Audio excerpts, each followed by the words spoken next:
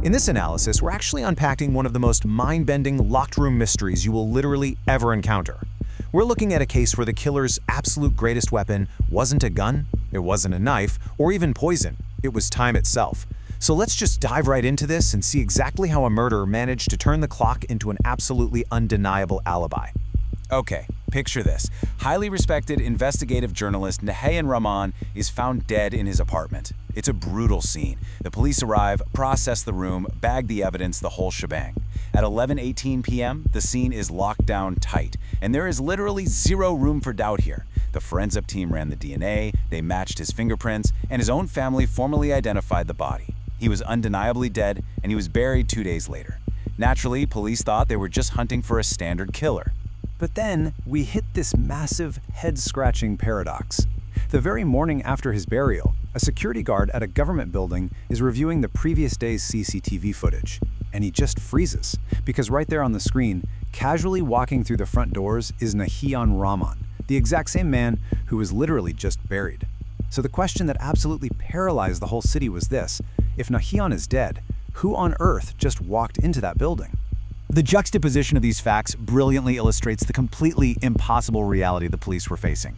On one hand, we have forensic absolutes, right? Autopsy, DNA, burial, a confirmed dead man. On the other hand, we have CCTV footage from 10:17 a.m., the day after his funeral, showing his exact face. The police immediately sent this video to the forensic lab, figuring, it's got to be a deep fake or heavily edited, right?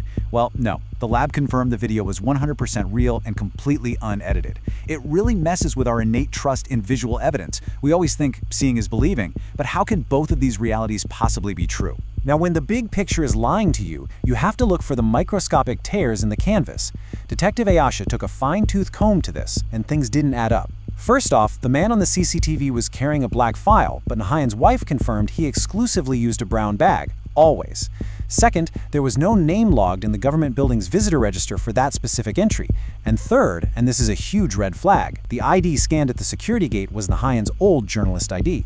That card had actually been canceled 6 entire months prior, and interestingly enough, the police hadn't been able to find it in his apartment during the initial search. But then, the police discovered a mathematical anomaly that totally defied all logic. 60. An encrypted online vault belonging to Nahayan was accessed a staggering 60 hours after his presumed time of death. Now, this vault wasn't accessed with a password. It required his actual physical fingerprint. Any forensic expert will tell you a fingerprint can be used shortly after death, but 60 hours later, the math simply wasn't adding up. To understand exactly why that math was wrong, we really need to understand the fatal flaw in the initial police investigation, which comes down to something called algor mortis. This is basically how police estimate the time of death based on how fast the body cools relative to the room's temperature. Detective Aisha realized that the original team had relied completely on the environmental assumptions of the crime scene. They trusted the room, and honestly, that was their biggest blind spot. You see, the killer didn't just murder someone, they actively manipulated the environment to weaponize our most basic assumptions about reality. It was a perfect recipe for a fake timeline.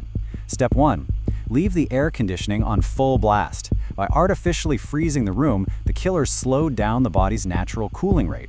This completely tricked the medical examiner into thinking the murder happened way later than it actually did. Step 2. Tear off the pages of the wall calendar to literally show the wrong date. Step 3. Write out a mundane grocery list in the kitchen but deliberately date it 2 days late. Think about how this completely rewrote history. The murder actually happened on day 1. But because of the freezing AC, the tampered calendar, and that perfectly placed grocery list, when the police finally discovered the body on day 3, they assumed he died that very same day. This meant when the imposter confidently walked into the government building on day 4, the police thought they were looking at a dead man walking. It really highlights how easily our human brains just accept a narrative based on simple visual cues, like a date on a calendar, without ever questioning the underlying context. Okay, now that we know exactly how this wild deception was pulled off, we need to uncover the why. This imposter meticulously practiced Nahayan's height, his clothing, his exact walking style. They understood a fundamental, absolutely crucial truth about security cameras. CCTV relies on broad recognition, not fine, high-resolution details from a distance. As for the motive, well, Nahayan had gathered a highly sensitive file exposing massive corruption, which was said to be stored in that secure government archive. So the killer used Nyan's stolen ID and his face as a brilliant decoy to just waltz right in, steal the file, and buy exactly enough time to destroy the documents, all while the police were busy chasing a ghost. But here's the thing. No plan is absolutely perfect. Detective Asha scoured hours of footage from other cameras inside the building and managed to catch a split-second frame. In a heavily zoomed-in shot, the imposter's right hand was visible for just a fraction of a moment. And right next to the pinky finger was a distinct old surgical scar. By cross-referencing this tiny identifying feature with police records, it led directly to one undeniable suspect match: Nahian's former colleague, a guy named Rashid. Section 5. The Final Confession. We've finally reached the climax of our explainer. Just imagine the pure tension in that interrogation room. Rashed's is sitting there, totally denying everything. Then, Detective Aisha smoothly takes out 2 photographs and slides them onto the table, side by side. The impossible government CCTV footage of the suspect and the seemingly mundane apartment wall calendar. These 2 conflicting pieces of visual evidence were the trap, and she had just perfectly sprung it.